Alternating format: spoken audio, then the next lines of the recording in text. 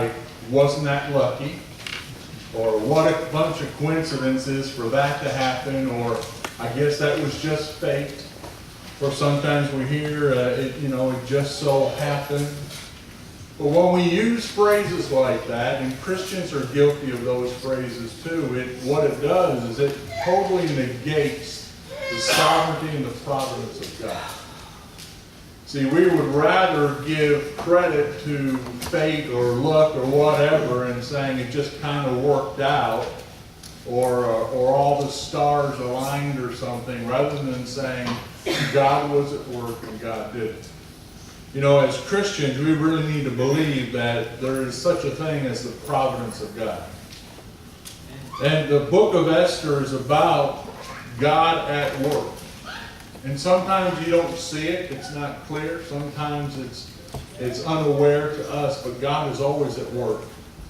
And providence means that God has the foresight and the ability to see something before it even happens. And we know He has that ability. And because God is sovereign, He is able to do what needs to be done. In fact, He promised to preserve the nation of Israel right from the get-go. And so He knows what's in store for the Israelites during the time of King Xerxes. And He has taken a queen, or a Jewish orphan girl, and placing her as queen and protecting His people.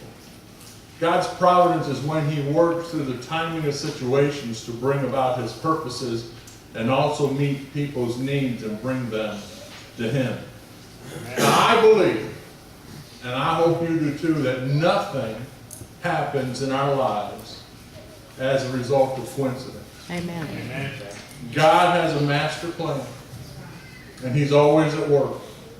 He's at work in our world. He's at work in our lives. He's in every single situation that occurs. And, sometimes, maybe even the bad stuff, He's at work allowing that to happen so that we go closer to Him, or we're more sensitive to what He's doing. But the people we run into, the people that we encounter, the things that happen, all of those are working according to God's plan. His providence is at work. And even those who refuse to believe in God, those who live evil lives, those who say there is no God, God is still working their lives because He's God and they're not. And God can choose to do whatever He wants because He is sovereign. When we left Esther in chapter 1, we saw that they had disposed Queen Vashti and she was no longer queen.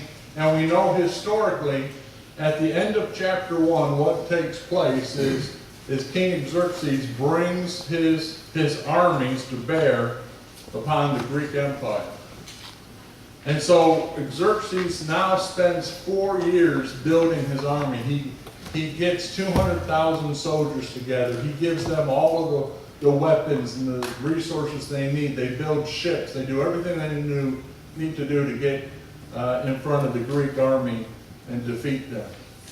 And part of the reason he has that big party in chapter 1 is because he wants all 127 provinces to say, we're willing to go to war. We're willing to give resources and fund and give men so that we can have this army go against the Greek Empire. But we also know from history that they lost. And so the king comes back in chapter 2. And he is certainly disheartened from losing the war. And it tells us in Esther chapter 2, verse 1, it says, later when King Xerxes' fury had subsided, he remembered Vashti and what she had done and what he had decreed about her.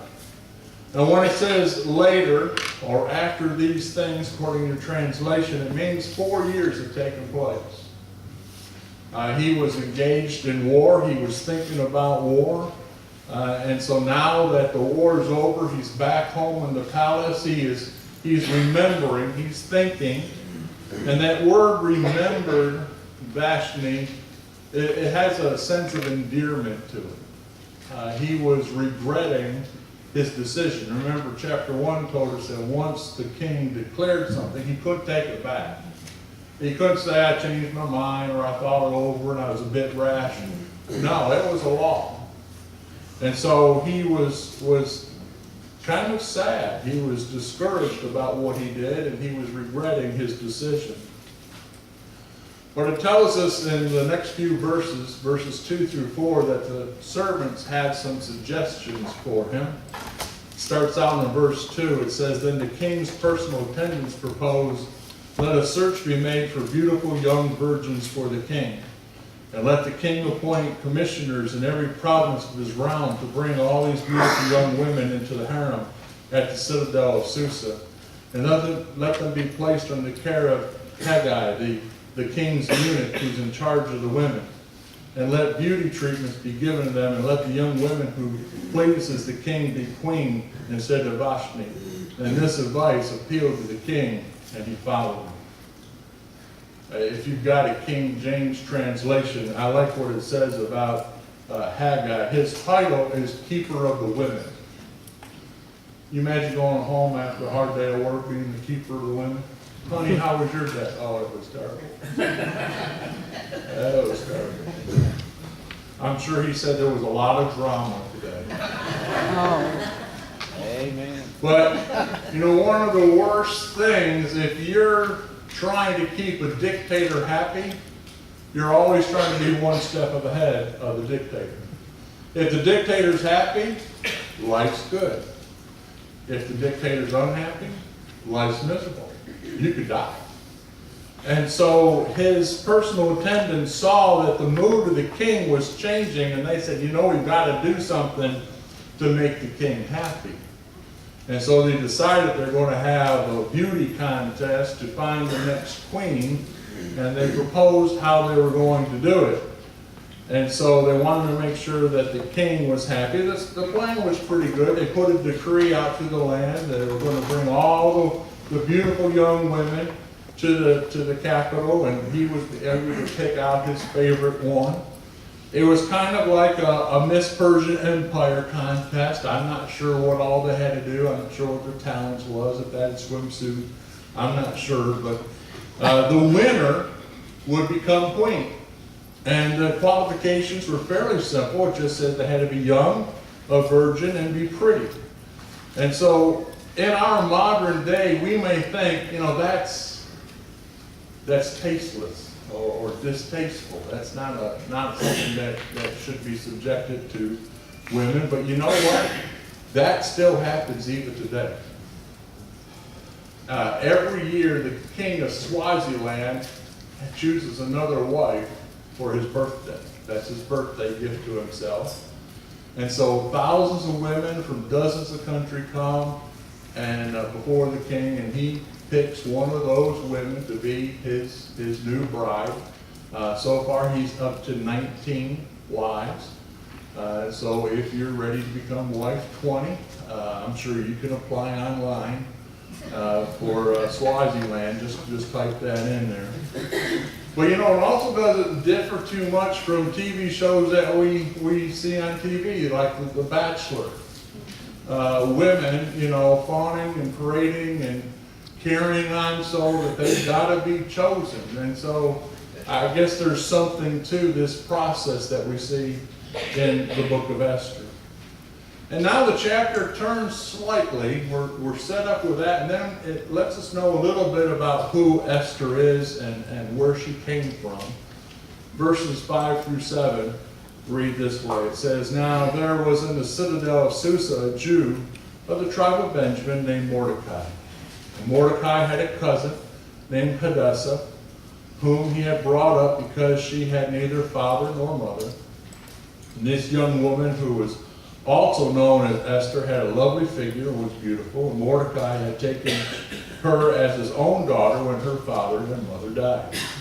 We see that Mordecai, who's really her uncle, raised her, cared for her. Since she was a young girl, it tells us that her parents had died. Doesn't tell us how. But that Mordecai took this orphan girl in and raised her as her own. And I'm sure as Queen Esther is playing and growing up, small child, she never even entertained the thought, golly, one day I want to be queen of the Persian Empire. I mean, that wouldn't even be on her list of things to want to do. That was just foreign to her. But you know, that is the providence of God, is it not? Where unlikely things happen, things that you would have never imagined your life would go to that path, and there you are, a place you could never imagine going. Now, we may be tempted to question, why would Mordecai and Esther agree to such a thing? Why would he subject her to this parading before the king to be considered to be a new queen? Well, the tense of the Hebrew here suggests that it really wasn't a choice. As we learned in chapter 1, when the king asks something or commands something, you do it. And so there may have been a system to where she had to go. It was not a choice that she could make. And so she was just doing what she was told to do. Verses 8 and 9 give us more of the insight of the story. It says, when the king's order and edict had been proclaimed, many young women were brought to the citadel of Susa and put under the care of Haggai. Esther also was taken to the king's palace and entrusted to Haggai, who had charge of the harem, and she pleased him and won his favor, and immediately he provided her with her beauty treatments and special food, and assigned her 7 female attendants selected from the king's palace, and moved her and her attendants into the best place in the harem. Now that's significant. We're going to see more of what the story reads. But it indicates here, when it uses the word that Esther was taken or brought to the king's palace, that language says that it was a forcible situation. That it wasn't kindly suggested, it was urged that she had to go. A lot of times we want to kind of interject this as a Cinderella story that we see Disney represent, and it's all lovely and magical, but this isn't looking for who fits this glass slipper. She is being forced to go to the presence of the king to be considered for his approval. And I think this is one of the first places we pause and we see a personal application. And anytime we read Scripture, we want to see, how does that relate to me? And I think it shows us that sometimes life throws us curveballs. Now, sometimes the curveballs in life are a result of us making bad choices. Sometimes it's because someone did something bad to us. Sometimes it's just life. Life is filled with curveballs. But no matter how we got there, we all have those times in our life where we sit there and wonder, how in the world did we get here?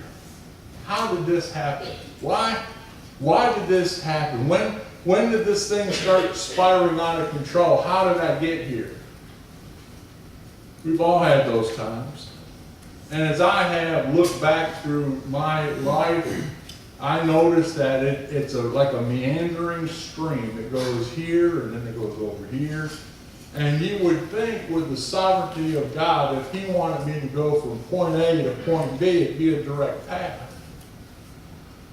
But I don't think God always necessarily takes the shortest path for us from point A to point B, because either we make it impossible for Him because we are inclined to disobedience, or God knows we're going to go kicking and screaming if we go the shortest route, and so He has to take a more subtle approach to get us to where we want to be.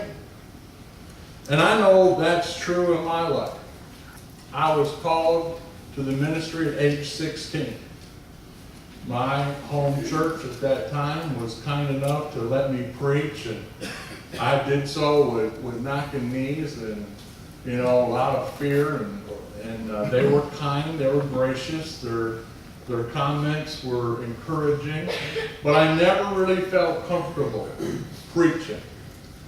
And I have served 3 churches. I remember distinctly telling 3 senior pastors, you never have to worry about me wanting your job, because I'm not called to preach. So you don't have to worry about me trying to dispose you as the senior pastor. And look at me, here I am. But to be honest, God had to take a scenic route to get me here. It wasn't a direct point A to point B. And so sometimes God takes curveballs. He brings you somewhere else He can bring you to where He wants you to be. And that was true for Cheryl and I. As we look at the selection process of the queen, we learn some interesting things that Esther had to go through quite a bit in order to be in the king's presence. It tells us that she had to have a year-long preparation of purification. You couldn't go into the king's presence without this. And so the first 6 months, she had these oil of myrrh treatments. And then another 6 months after that, she had to have spices and cosmetics. I don't know, sounds like we're getting ready to cook a turkey to me. But anyways, the oil of myrrh was a cleansing agent that softened her skin and it made her smooth. And then she was giving all these different deodorant scents so that when she came in the presence of the king, she had this fragrant aroma about her. So it was quite a process.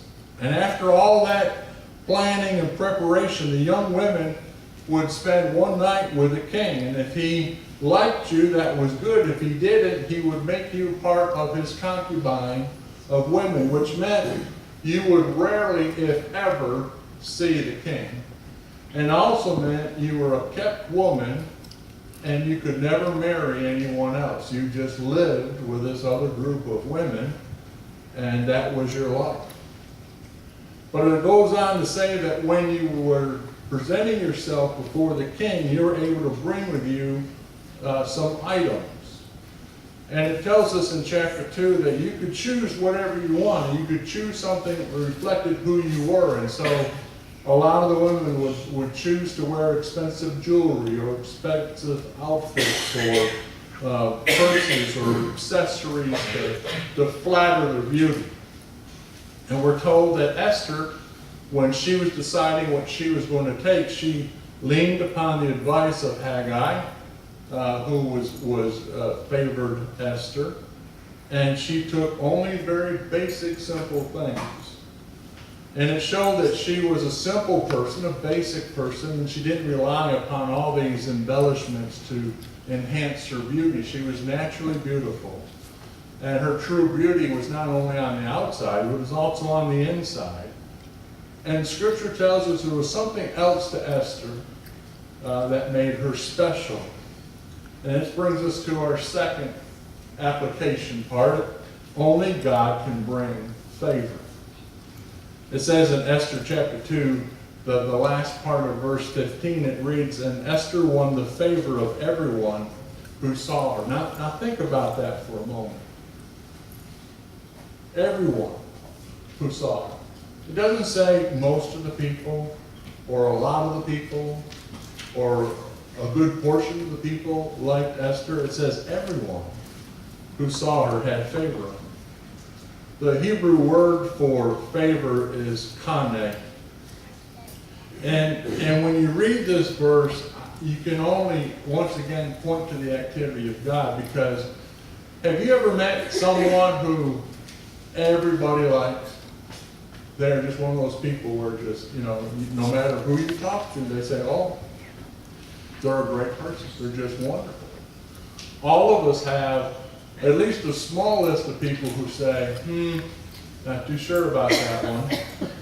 But it tells us in Scripture everybody loves her. And so only God can cause a person to always be looked on with favor. This is a miraculous thing. Everyone who encountered Esther came away feeling like, I just really like her. She's just a really nice person. And I think it had to be more than just her beauty. It had to be how she dealt with people, how she spoke with them, how they were comfortable in her presence. Maybe she complimented them, but she just had a way with people where you said, I just like being around her. She's fun to be with. She's kind. She's considerate. But more than that, it was God in her life. They could see the God-like characters in Esther, and they said, we connect with her. And we see this, and it says, with all the people that she met. We see something similar in the book of Daniel. It says in Daniel chapter 1, verse 9, it says, now God caused the official to show favor and compassion to Daniel. So again, God is putting Daniel in this foreign environment, and everyone who's encountering Daniel, they say, we see him with favor. And so it's more than just being charming. It's more than being nice to people. But God is able to make you be favorable to others so that God can use you more. You know, if the scripture said Esther was just tough, she was critical, and she always had to explain herself because she was misunderstood, no one's going to love after that. And so God infused in her temperament and her personality this thing where people were just always liking her and wanting to be around her. Sometimes I think we give ourselves credit that really belongs to God. Esther could have said, I just got this bubbly personality. I went to a charm school and they taught me all about, how to stand and how to talk to people. But the reality was God was using her and her personality for it. In verses 17 and 18, it says, now the king was attracted to Esther more than any of the other women, and she had won his favor and approval more than any of the other virgins. And so he set a royal crown on her head and made her queen instead of Vashti. And the king gave a great banquet, Esther's banquet, for all his nobles and officials, and he proclaimed a holiday throughout the provinces and distributed gifts for the royal liberty. A lot has taken place here in these two verses. First, he fell in love with her immediately. It was love at first sight. And then he immediately put a crown on her head, made her queen. And then he threw a great feast. This guy liked to party, so it was, one more excuse for him to have a big festival. And then he also declared it a holiday. He moved pretty quick. And much like the story of Daniel, you could say Esther is now in a situation where she's got some choices to make. She's a young Jewish girl now thrust in the limelight of being a Persian queen. And she could say, my relationship with God, my upbringing as a Jew, I'm going to have to temperament that some. I'm now a queen in a foreign land. So I need to think the way the king thinks. I need to please the king. I need to maybe not believe in God like he does. But she never compromised her values or her belief system. Esther found a way to not only to be in submission to her husband and maintain his favor, but also to allow God to work in and through her life, just like Daniel did. Here's the third application we have. Sometimes God adds the cherry on top. Have you ever noticed that in Scripture? Sometimes God just shows off a little bit. He says, what we need here? We need some whipped cream on a cherry. It's not fulfilled. And he just does a little extra. Now, certainly, if we didn't have this extra, we would read this story and we'd say, it's amazing. It's absolutely amazing that this could take place. That here, this Jewish girl is now queen of the Persian Empire. And it's only been 3 generations. You think about it, her grandfather was one of the ones when Nebuchadnezzar was king who went into Israel, went to Jerusalem, set Jerusalem on fire, put him in shackles and bondage, and marched her grandfather to Babylon. Her dad was either born already or he was born in captivity. She certainly was born in captivity. How would a Jewish person who was born in captivity ever have an ambition to become queen of the Persian Empire? And so already you would say, God did something just totally amazing. And yet God says, I'm not done yet. Let me do something more. Verses 21 through 23. During the time of Mordecai was sitting at the king's gate, Bigthana and Tresha. Wouldn't you love that name, Bigthana? Probably a wrestler. Two of the king's officers who guarded the doorway became angry and conspired to assassinate King Xerxes. But Mordecai found out about the plot and told Queen Esther, who in turn reported to the king, giving credit to Mordecai. And when the report was investigated and found to be true, the two officials were impaled on poles. And all this was recorded in the book of the annals in the presence of the king. Once again, we see the providence of God. The Lord allowed Mordecai to be in the right place at the right time. He just happened to be sitting there and overheard a conversation between two officials who had a plan and a plot to kill the king. Now we are tempted to use those words, lucky and coincidence, but the truth is there is nothing lucky or coincidental about our God. He is the one who works all things together for good. And so God placed Mordecai right there. And the king had every right to be nervous or anxious or paranoid about an assassination attempt. Because in fact, in August of 465 BC, Artabanus, the commander of the royal bodyguard, with help from eunuch, assassinated King Xerxes. And so these plots were probably common. Now, a little bit about the dismise of these two. Some translations use the word gallows, some use the word hang, some use the word impale.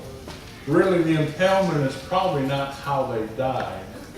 But as you know, in those days, often they would put your head on a stick, and it was a public display to others who might be thinking about plotting against the king. You ought not do that. And so that's where the word impalement comes in. One of the commentaries I read summarized chapter 2 this way, and I think it is worthy of us looking at. It says, here's the hope for all those who find themselves in difficult circumstances in the present because of their past sin and compromise. Perhaps God has brought us to where we are today so that we can serve Him in a unique way. If so, that doesn't make those wrong decisions and sinful actions right, but it should cause us to give thanks to God that He is able to form beautiful pictures out of our smudged and stained efforts. Past failures do not write us out of a significant part of God's script for our future. You know, sometimes we think, I've gone too far, I've done too much, it's too late, God can't use me. Or sometimes maybe we've been running for too long, or ignoring God too often, or being way too disobedient. We think, God can't use me. Well, one of the beautiful things about the book of Esther that we see chapter after chapter is God has a plan. And God can use anyone. That's us.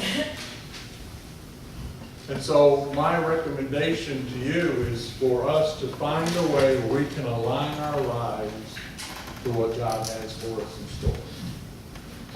You know, a lot of times we intentionally sit on the sidelines. We intentionally bench ourselves for several reasons. I've heard people say, you know, I've served before, I've done my time, it's time for someone else. That is not a biblical model at all. We serve until we're serving up there. That's it. There's no retirement as a Christian. Amen. In fact, wisdom and experience and it is so beneficial to bring that for God to use. So are we willing to allow the providence of God to dictate our life? Or are we just kind of holding back and saying, God, choose someone else, don't choose me? If you're not a Christian today, let me encourage you to make that decision today. It's the greatest decision you'll make. And as a believer, would you be willing to say, God, I don't claim to be queen, I don't claim to be a king, but if you want to take me down a path that is foreign to my mind to consider, I'm willing to go there. I'm willing to go there. Would you stand as we sing?